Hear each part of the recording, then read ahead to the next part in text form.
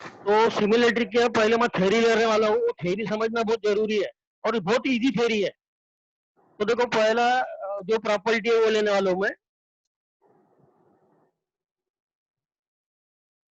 This is triangle ABC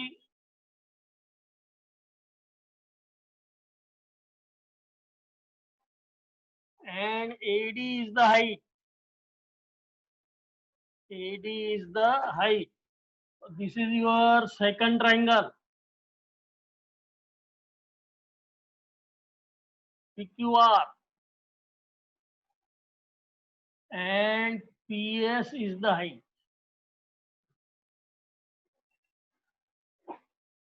तो triangle का area का फॉर्मूला क्या रहता? Half into base into height. देखो ये दोनों ट्रायंगल का एरिया का रेशियो लेंगे अपन। Area of triangle ABC upon area of triangle PQR। Area of triangle ABC upon area of triangle PQR। Area of triangle ABC क्या रहेगा? Half into base into height. Half base क्या रहेगा ABC का? BC. और height क्या रहेंगी ABC triangle की? AD height रहेंगी। अब एरिया ऑफ ट्रायंगल PQR कैसे निकालेंगे? Half into base. बेस क्या रहेगा? QR और हाइट रहेंगी PS के अंदर ही हाफ ऑफ कट गया। हाफ ऑफ कट गया। तो एरिया का रेशियो क्या आया? एरिया का रेशियो आया बेस का रेशियो इंटू हाइट का रेशियो। तो एरिया का रेशियो यानी A1 upon A2 is equal to half of cut गया B1 upon B2 into H1 upon triangle का एरिया का जो रेशियो रहता it is equal to base का रेशियो इंटू हाइट का रेशियो। बेस का रेशियो इंटू हाइट का ratio. तो यह है पहली property. This is property number 1। Property 1। Property 1 क्या है? Ratio of the areas of two triangles. Ratio of the areas of two triangles is equal to ratio of base into corresponding heights. Property 2। If heights are equal, अगर दोनों triangle की height equal है, अब दोनों triangle की height अगर equal है तो दोनों के एरिया का रेशियो क्या आएगा? A1 upon A2 का रेशियो B1 upon क्योंकि B2 H1 H2 कट जाएगा। दोनों के हाइट अगर इक्वल है तो H1 और H2 कट जाएगा। तो दोनों का एरिया का रेशियो क्या आएगा? B1 अपॉन B2 क्योंकि H1 और H2 कट गया क्योंकि दोनों इक्वल है। Property number 3। If B1 is equal to B2, if B1 is equal to B2 तो एरिया का रेशियो क्या आएगा? अरे बेस इक्वल हो गए। H1 upon H2 H1 upon हाँ, H2 तो एरिया का रेशियो आएगा करस्पॉन्डिंग हाइट का रेशियो। यानी अगर दो ट्रायंगल के बेस सेम है तो उनका जो एरिया का रेशियो है वो आएगा करस्पॉन्डिंग हाइट का ratio.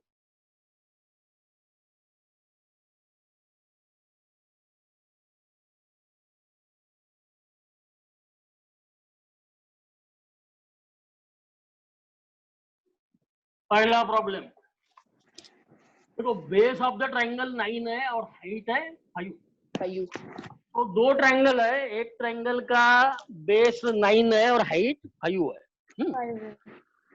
Base of another triangle is 10 and height is 6। Find the ratio of the areas of this triangles. तो देखो इसमें लिखना कैसे? Let A1 and A2 be the areas of two triangles having H1 and H2 and B1 and B2 as be this. their height and base, Heights and base. देखो दो triangle लिया अपन ने, एक की एरिया A1 है, एक की area A2 है, और दोनों ट्रायंगल के हाइट है H1 H2, और दोनों ट्रायंगल का बेस है B1 B2। अपने को निकालना क्या है मालूम है? A1 अपन A2 निकालना है। तो सब में पहले B1 की वैल्यू क्या दी हुई है? पहले ट्रायंगल का बेस 9 है, यानी B1 9 है, और हाइट कितनी है पहले ट्रायंगल की? 5 5 सेंटीमीटर, सेंटीमीटर नहीं, यूनिट्स। यूनिट दूसरे ट्रायंगल का बेस कितना है? 10 दूसरे ट्रायंगल का base 10 base of another triangle is 10, and height और is दूसरे 6 ट्रायंगल की हाइट कितनी है? 6। तुमको A1 अपॉन A2 निकालना है। क्या निकालना है? A1 upon A1 A2 upon A2 निकालना है। देखो एक ही स्टेप का प्रॉब्लम है ये। क्या फार्मूला है? A1 upon A2 is equal to B1 upon B2 B2 into H1 upon H1 H2 upon B1 के जगह पे आएगा 9, 9 B2 के जगह पे आएगा 10, 10 H1 के जगह पे आएगा 5, 5 upon 6 तो काटो वाला कैसे काटेंगे? 5 गया तो 5 इंटू 2 10, 5 गया तो 1 आया, 10 गया तो 2 आया। 9 और 6 3 कटते 2s 3 से, 3 2s 3 3s 3 3 आर 9 और 3 2 आर 6 तो ऊपर 3 इंटू 1 3 बचा, 2 इंटू 2 4 बचा। तो एरिया का रेशो कितना आ गया? 3 upon A1 is ratio 3 of the area of two triangle is 3:4। आखिरी में वर्ड में लिखा हुआ आंसर, on 4 वर्ड में कैसे लिखना था? Ratio of areas of two triangle A2 is equal to कितना? 3:4। सेकंड प्रॉब्लम देखो, इसमें डायग्राम बहुत ही इंपॉर्टेंट रहती है। डायग्राम जिसके दिमाग में बरोबर बैठ गई उसका सब कुछ बरोबर ही आने वाला है।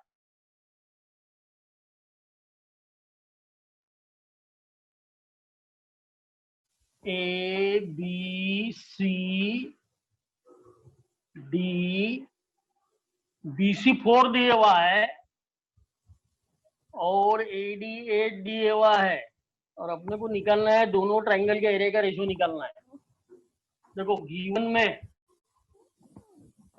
इन फिगर BC 4 और AD 8, और तुमको टू फाइंड में क्या करने का है? दोनों को एरिया का रेशियो निकालना है। Area of triangle ABC upon area of triangle ADB, ये निकालना है। अब इसका सॉल्यूशन देखो, बहुत ही जबरदस्त इजी सॉल्यूशन है इसका, एक ही स्टेप का। दोनों के एरिया का रेशियो निकालेंगे, तो दोनों के एरिया का रेशियो का फार्मूला क्या रहता है? B1 upon B2 formula B1 upon B2 into H1 upon. upon H2 लेकिन ये प्रॉब्लम में दोनों ट्रायंगल का बेस सेम है। जब भी दो ट्रायंगल का बेस सेम रहता तो उनका एरिया का रेशियो क्या आता? हाइट का रेशियो। H1 upon H2 क्या आएगा? हाइट का रेशियो H1 upon H2 क्यों आएगा? क्योंकि दोनों ट्रायंगल का बेस सेम है AB। ये देखो, ये ट्रायंगल का बेस AB और ये ट्रायंगल का भी बेस AB, तो इनका दोनों ट्रायंगल का एरिया का रेशियो इनका हाइट का रेशियो। हाइट कितनी है? हाइट यानी BC। पहले ट्रायंगल की हाइट क्या है? BC। 4 दूसरे ट्रायंगल की हाइट क्या है? AD। दूसरे ट्रायंगल की हाइट है AD। BC यानी कितना? 4 यानी कितना? 8। तो दोनों का एरिया का रेशियो कितना आ गया? 1/2 यहाँ पे रीजन लिखना बहुत जरूरी है। Both triangles have same base AB। Triangles having same base are proportional to their corresponding height. तो रीजन को बहुत इंपॉर्टेंट है, ख्याल में रखना। रीजन को आधा मार्क रहता, तुम रीजन भूल गए, बाकी सब बरोबर है तो आधा मार्क जाता तुम्हारा। तो देखो ध्यान से अगर तुमने डायग्राम देखा तो तुम्हारे ख्याल में आ जाता है कि दोनों का बेस सेम है, दोनों का बेस सेम है, तो दोनों ट्रायंगल का एरिया का रेशो क्या आएगा?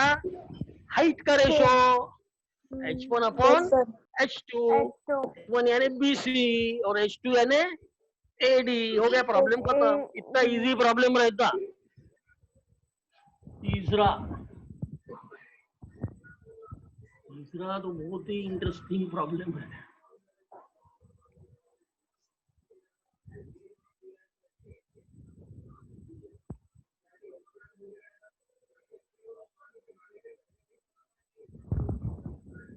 R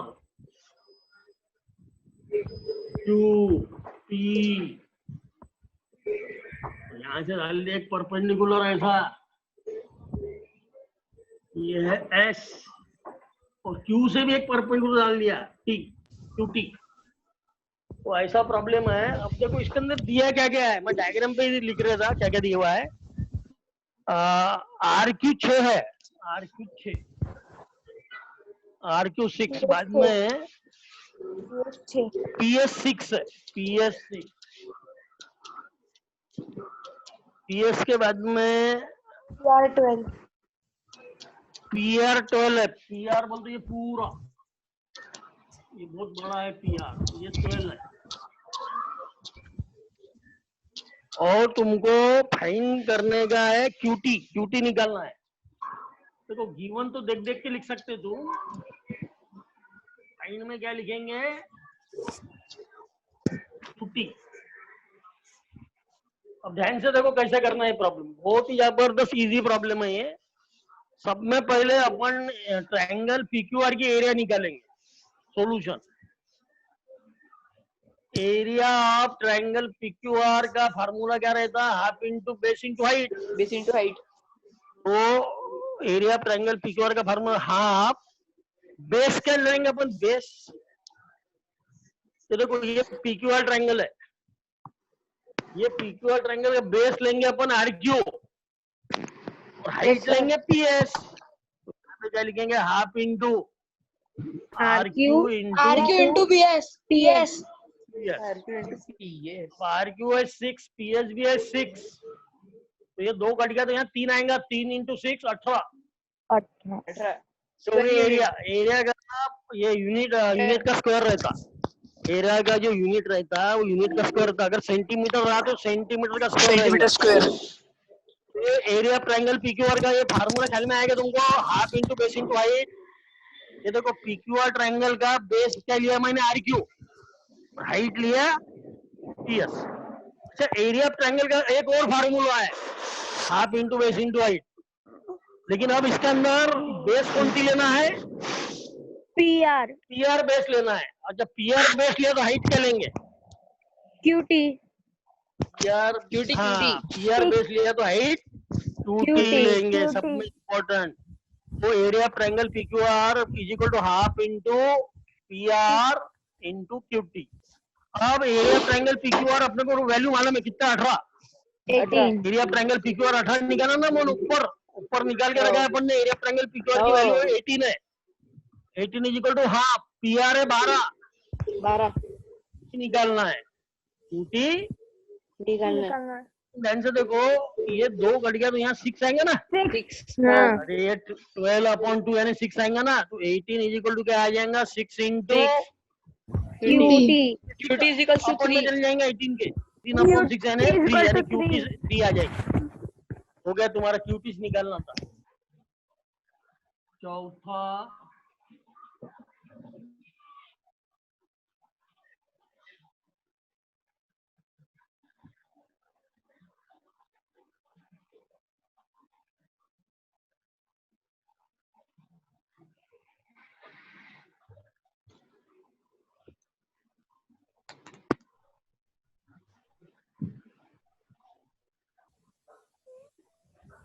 A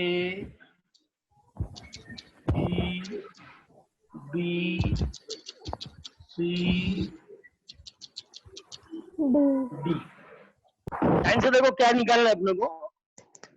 अपने को निकालना है area of triangle ABC is to find क्या है इसके अंदर? Area of triangle ABC is to area of triangle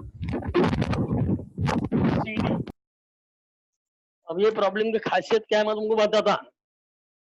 ये ABC ट्रायंगल हो गया ABC। ये ABC का बेस क्या है? What is the base of BC. ABC? BC. BC base है।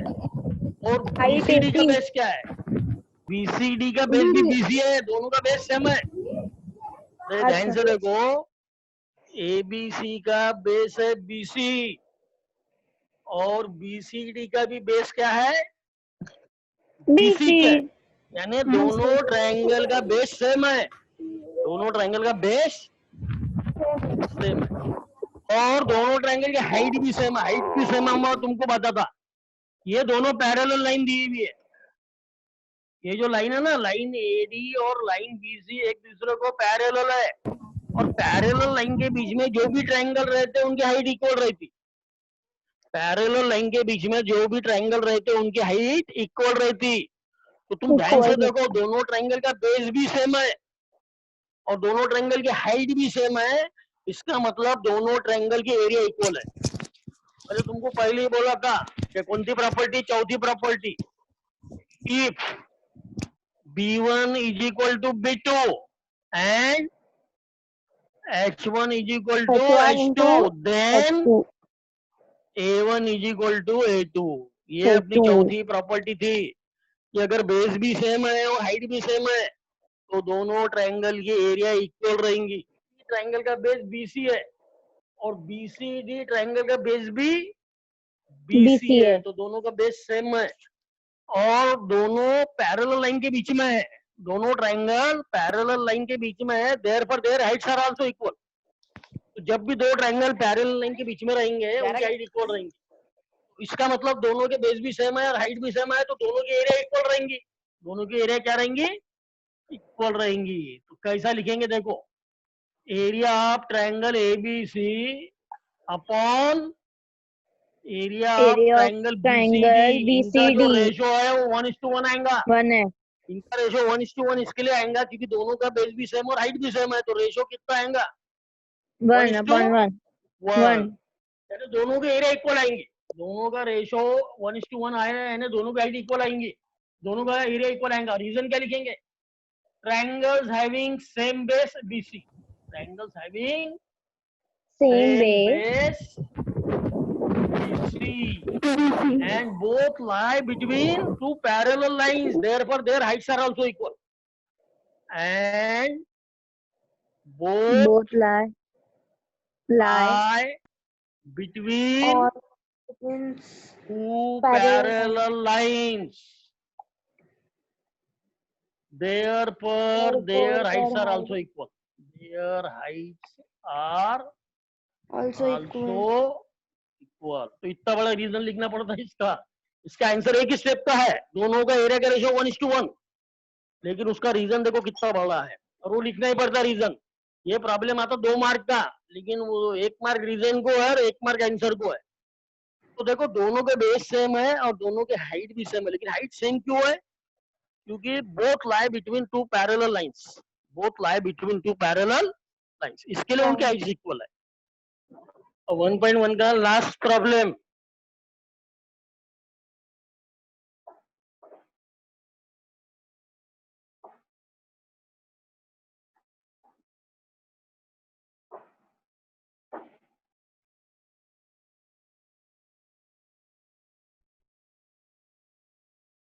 ABC QPD।